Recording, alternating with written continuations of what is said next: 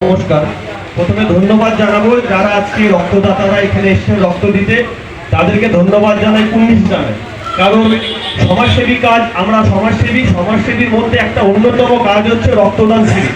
তো রক্তদান শিবির এমন একটা কাজ যে মানুষের জীবন ফিরিয়ে আনতে পারে, যেটা অর্থ দিয়ে হয় না, সেটা রক্ত দিয়ে কিন্তু ফিরিয়ে আনতে পারে। আমরা দেখেছি বি নেগেটিভ, ও নেগেটিভ, এবি নেগেটিভ, এগুলো খুব চাপ বিরাট। তাতে কি হলো, কোনো বি নেগেটিভ রক্তদাতার যদি রক্ত দরকার পড়ে কোনো দুর্ঘটনার জন্য, আপনি লক্ষ লক্ষ টাকা দিলেও কিন্তু সেই রক্ত পাবেন না। কিন্তু সেই রক্ত বাঁচাতে পারে একজন মানুষ তার শরীর থেকে রক্ত দিয়ে। তো আমরা মনে করি সব থেকে সমাজসেবী কাজ এবং এই রক্তদান শিবির। আমি ধন্যবাদ জানাবো অভিজিৎ দাকে যে এত সুন্দর একটা রক্তদান শিবিরের আয়োজন করেছে।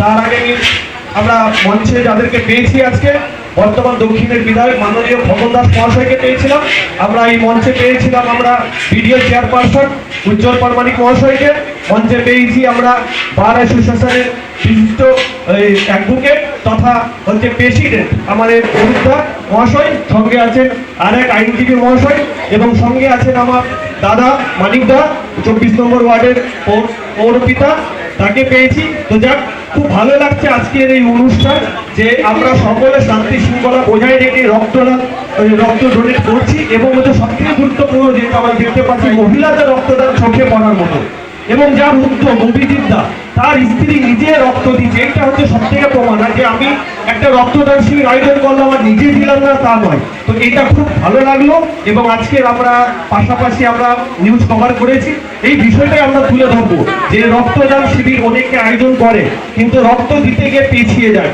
কিন্তু এই একটা সংস্থা যে নিজে রক্তদান শিবিরের আয়োজন করেছে, এবং তারা নিজের থেকে গরিব মানুষদের জন্য যাতে রক্ত অভাবে মারা না যায় তার জন্য রক্তদান করছে।